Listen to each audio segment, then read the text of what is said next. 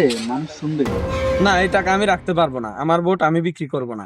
তাছাড়া যে প্রার্থী টাকা দিয়ে ভোট কিনতে আসে তার দ্বারা জনগণের কল্যাণ হবে না, এটা নিঃসন্দেহে বলা যায়।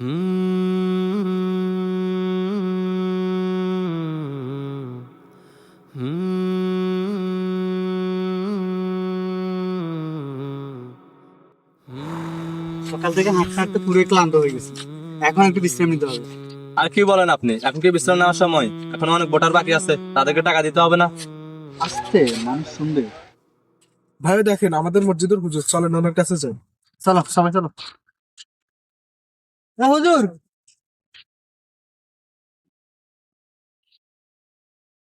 সালাম আলাইকুম।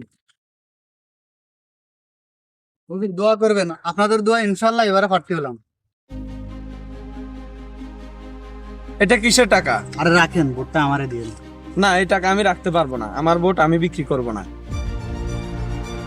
আর বেশি কিছু চাইছি নাকি? একটা ভোটই তো। বেশি কিছু, ভোটটাই বেশি কিছু, যেটা বিক্রি করার পণ্য নয়। আসসালামু আলাইকুম হুজুর, দেশের প্রতি আপনার এত ভালোবাসা দেখে সত্যিই খুব ভালো লাগছে। আমরা সাধারণ জনগণ যদি এখন নিজেদের ভোট বিক্রি করি, তাহলে প্রার্থী নির্বাচিত হওয়ার পর ভোটের সময় যে টাকা খরচ করেছে সেটা সংগ্রহ করতেই ব্যস্ত থাকবে। কিসের আবার জনগণের খবর নিবে?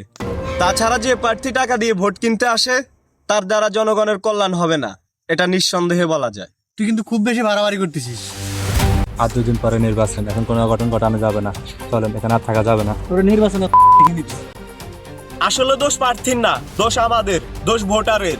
আমরা যদি টাকার জন্য বিবেক বিক্রি করে দেই, তাহলে তারা টাকার জন্য দেশ বিক্রি করবে না কেন? আমরা হারাম পন্থায় তাদের ক্ষমতায় আনছি, তাহলে তারা কিভাবে হালাল পন্থায় কাজ করবে? আগে আমাদেরকে সচেতন হতে হবে।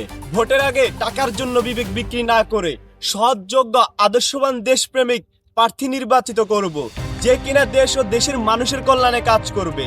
অন্তত এইটা মনে রাখুন যে সামান্য কিছু টাকার জন্য নিজের মাতৃভূমিকে কোনো অপশক্তির হাতে তুলে দিচ্ছেন না তো। সাবধান ভোটার।